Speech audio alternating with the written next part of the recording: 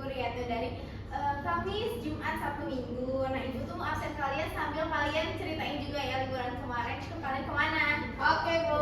Oke.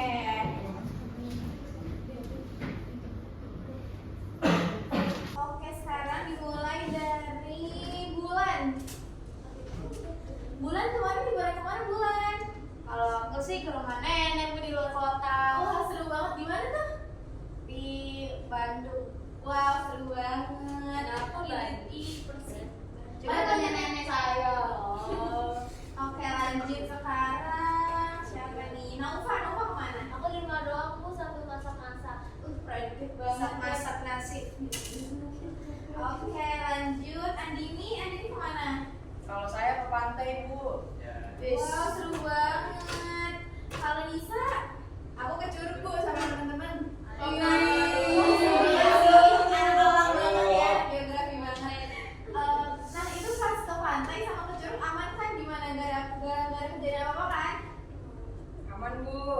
Paling cuma ada hujan aja, Bu. Nah itu dia, jadi cuaca di alam itu bisa berubah sangat cepat. Jadi kita tuh harus selalu hati-hati. Nah, jadi perubahan cuaca yang tiba-tiba itu bisa memicu bencana juga loh, kayak banjir, tanah longsor, bahkan badai. Nah, karena itu penting banget buat kita tahu cara menghadapi dan mengurangi resikonya. Nah, jadi itu yang akan kita bahas kali ini. Oke, lanjut. Kalau Dewi kemana Dewi? Saya di rumah aja sih bu nonton drakor. Terus kalau Cindy? Saya ikut kegiatan pramuka bu, produktif. Wah, keren banget pramuka. Pramuka. Lanjut Lina kemana? Saya ikut majelis bu. Masya Allah, Lina keren banget. Kalau Lina kemana Lina? Saya main golf, Bu. Ih, golf ya keren banget. Orang kaya bu Nija. Gak kenal banget bu. Kalau Asya kemana? Saya lomba maraton bu.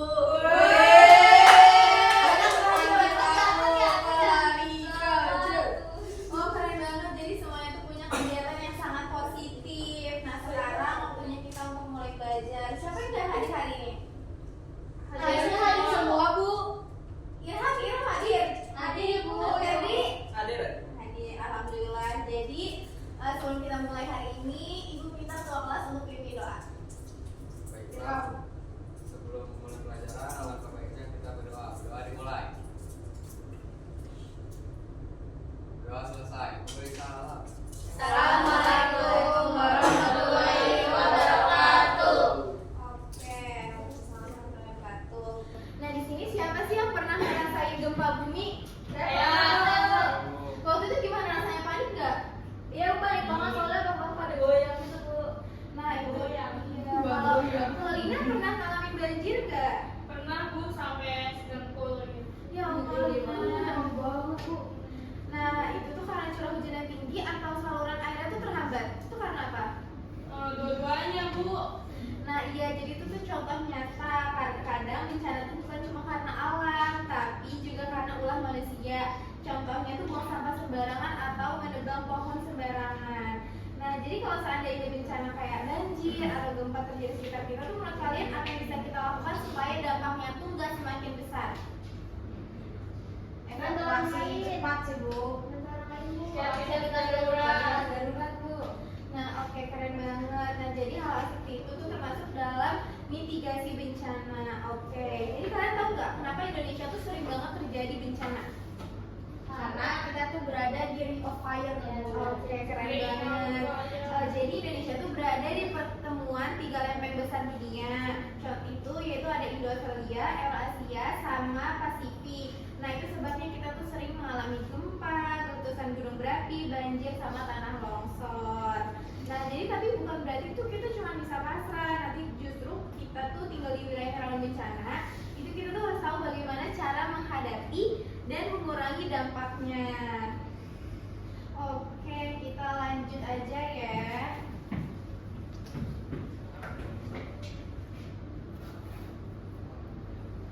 Nih, kalau ada kayak gini nih, banjir kayak gini, kalian tuh harus ngapain? Langkah yang kalian lakukan? Evakuasi bu. Iya, benar banget. Berenang kata Lina bu. Oke, kita lanjut ke tujuan pembelajaran. Jadi Ibu harap tuh kalian tuh dapat menjelaskan pengertian mitigasi bencana dengan kata-kata sendiri, terus mengidentifikasi dan menjelaskan langkah mitigasi untuk tsunami, gunung berapi, gempa bumi, tanah longsor, banjir, dan kekeringan. Terus kalian tuh dapat menjelaskan bentuk adaptasi terhadap bencana alam, non-alam, dan sosial. Yang terakhir, kalian tuh dapat bekerja sama dalam kelompok untuk membuat poster atau tabel atau presentasi hasil analisis mitigasi dan adaptasi.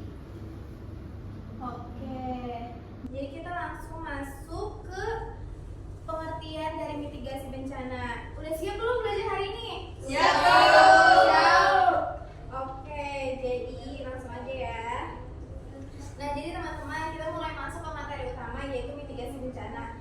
Nah, jadi bisa kalau dengar bencana tuh kita tuh langsung baik hal serem kan, kayak banjir, gempa, gunung meletus.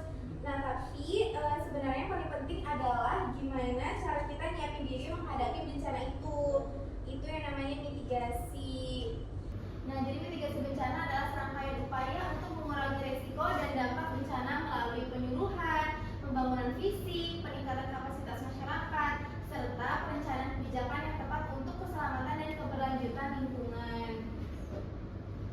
Lanjut, tujuan dari mitigasi bencana yaitu mengurangi kerugian jiwa dan kerusakan, meningkatkan kesiapan masyarakat pada bencana, serta menjadi dasar dalam perencanaan pembangunan yang aman dan berkelanjutan.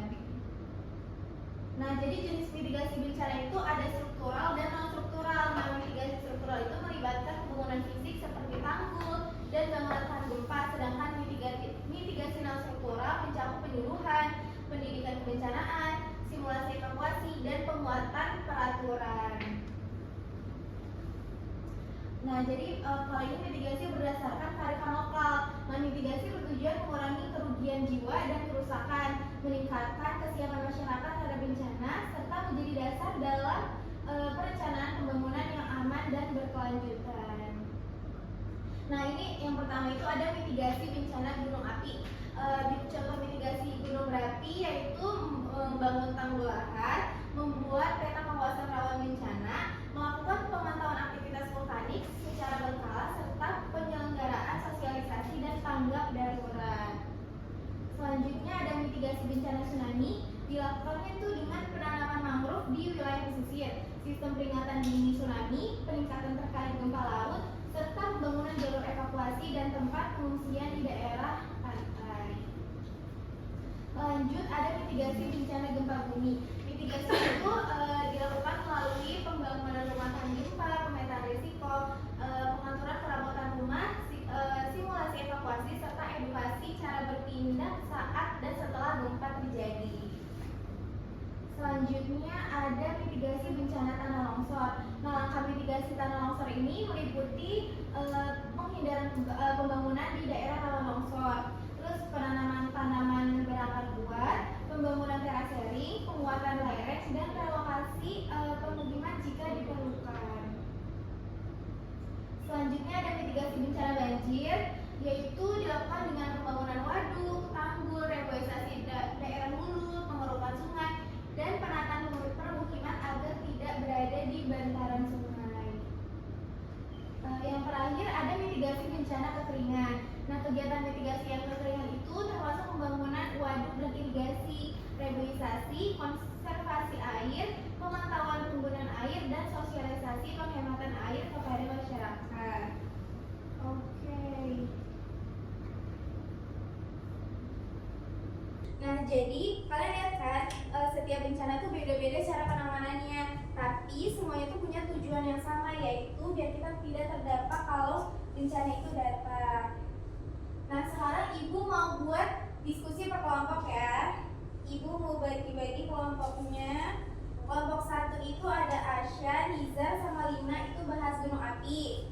Kelompok 2 itu ada Naufa sama Irham bahas tsunami. Terus yang kelompok 3 Bulan sama Cindy bahas gempa. Yang kelompok 4 Dewi Andini longsor. Kelompok 5 Nisa sama Ferdi kekeringan. Oke. Jadi kelompok ini kalian akan membahas 3 hal, yaitu bencana kalian itu penyebabnya apa, mitigasinya apa saja, sama kenapa mitigasi itu penting. Ibu kasih waktu 10 menit. Oke, langsung aja ya kelompoknya kumpul. Oke, Bu. Oke.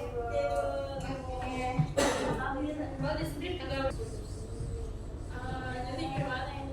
Udah bahas apa ini? Gunung api, Bu. Oke. Ini udah bahas apa ini? Nizar jangan main HP mulu ya. Sampai Nizar. main HP mulu lagi diskusi. Iya, oke, Nonton oke. anime, Bu. Ya Allah, Nizar. Nizar Ini stikernya bahas apa dorong. ini? Itu kok lagi bahas ini. Apa? Iya, tsunami. Oke. Kenakalan tsunami. Oke, iya pintar Oke, banget. dari zaman ini Iya. Lobson. Nanti masak banget. Ya. Tapi gitu. Nah, ini bahas apa hari ini? Mana Lobson, Bu? Oke, iya bagus, lanjutkan. Kan basic kemarin. Banget. Enak banget.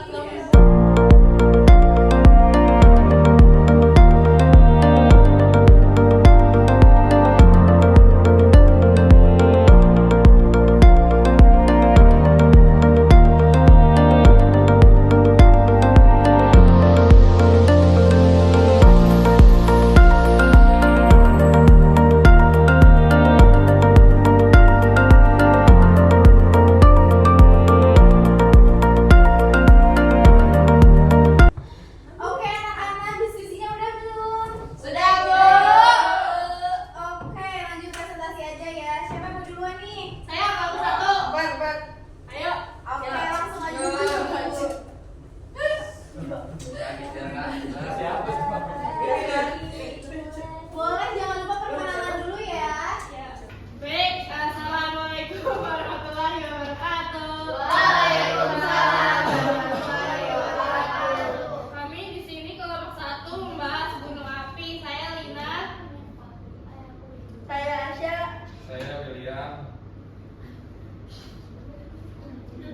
Oke, kelompok kami bahas gunung api. Jadi gunung api bisa meletus karena tekanan magma di dalam bumi terus meningkat sampai akhirnya keluar ke permukaan.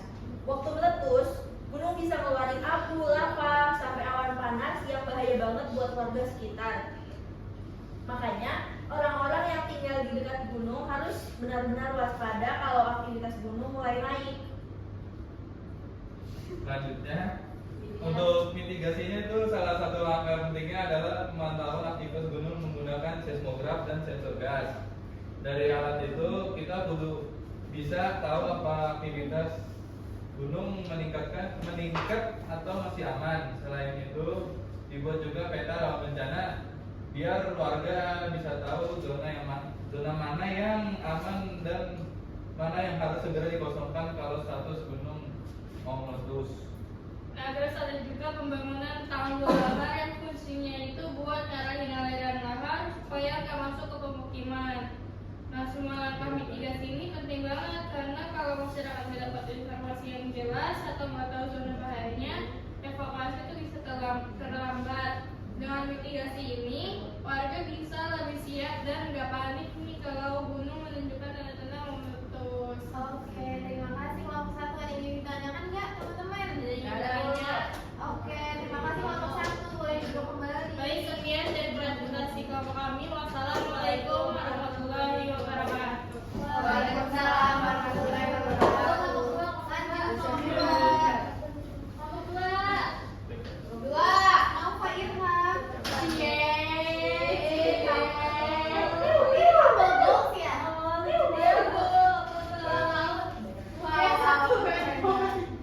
Oke, langsung aja dimulai. Perkenalan dulu ya. Assalamualaikum warahmatullahi wabarakatuh. Bu, Irham nasinya masa begitu, Bu? Irham simpen dulu ya. Oke. Masya Allah. Jadi aku sama Imam bakal jelasin tentang tsunami. Nah, tsunami itu biasanya terjadi setelah gempa besar di dasar laut. Pergeseran dasar laut ini mendorong air dalam jumlah besar dan menghasilkan gelombang tinggi yang menuju daratan. Karena kecepatannya sangat besar. Masyarakat di wilayah pesisir perlu tahu apa yang harus dilakukan ketika ada peringatan tsunami. Nah, selanjutnya mitigasinya itu bisa dilakukan dengan penanaman mangrove sebagai peredam gelombang, menyediakan meredam gelombang terus menyediakan jalur evakuasi menuju tempat aman tinggi dan memasang sistem peringatan dini. Dengan adanya peringatan cepat dan jalur evakuasi yang jelas, masyarakat punya waktu lebih untuk menyelamatkan diri. Iya, dari kelompok kami. Kurang lebihnya mohon maaf. Wassalamualaikum warahmatullahi wabarakatuh. Oke, terima kasih kelompok 2. Lanjut kelompok 3, Bulan dan Cindy.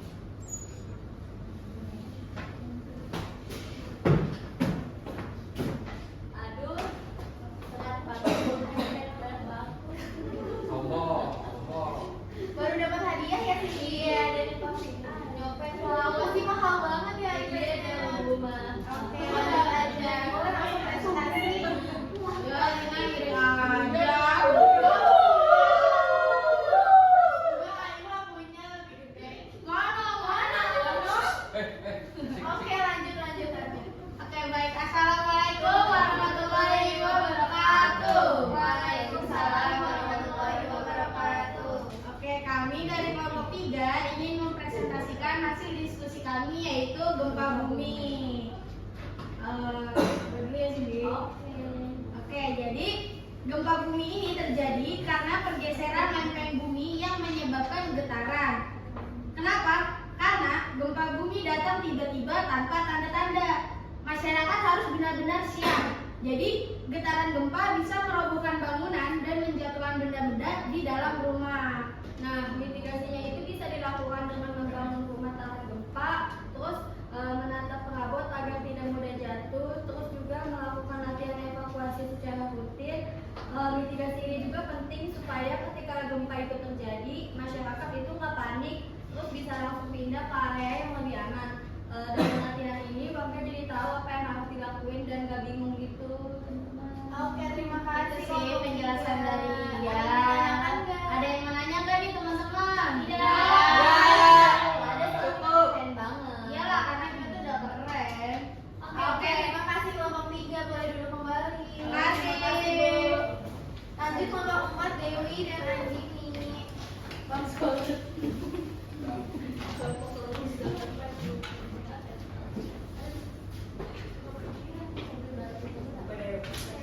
Assalamualaikum warahmatullahi wabarakatuh. Waalaikumsalam warahmatullahi wabarakatuh.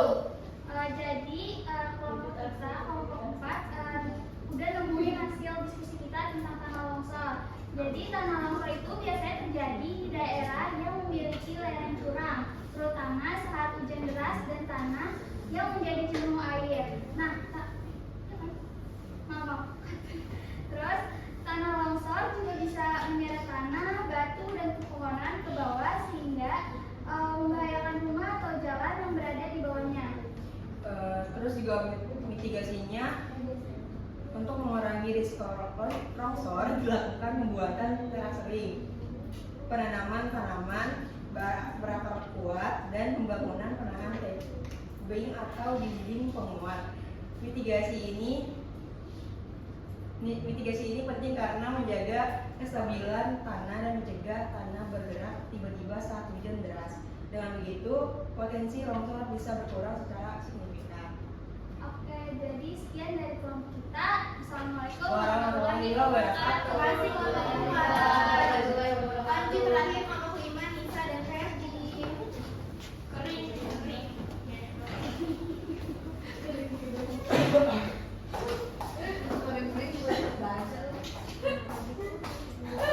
Berantem, Bu. Nisa sama Lina dari tadi berantem tau, Bu. Kenapa tuh Nisa sama Lina? Gak boleh ya, kita tuh harus saling rukun. Boleh geser? Oke, Udah ya? kita mulai. Oke, assalamualaikum warahmatullahi wabarakatuh. Waalaikumsalam warahmatullahi wabarakatuh. Jadi kita dari kelompok 5 kita akan membahas tentang kekeringan. Jadi kekeringan itu terjadi karena kurangnya pasokan air dalam waktu yang lama. Nah, biasanya itu tuh terjadi saat musim kemarau panjang, dan kekeringan itu bisa membuat masyarakat kesulitan air bersih, pertanian terganggu, dan bahkan aktivitas sehari-hari itu bisa terhambat. Oke, selanjutnya mitigasi dari kekeringan ini kita lebih ngakuin membangun waduk kayak membuat saluran irigasi dan melakukan konservasi air dan mengajarkan masyarakat tentang betapa pentingnya penggunaan air secara hemat. Dan upaya ini penting supaya pasokan air tetap ada meskipun musim kemarau berlangsung lama. Jadi masyarakat tidak mengalami krisis air pada masa itu. Oke, terima kasih kelompok 5. Ada yang ditanyakan? Nggak ada, Bu. Oke, terima kasih. Oke, sekian dari kelompok 5. Terima kasih, teman-teman. Oke.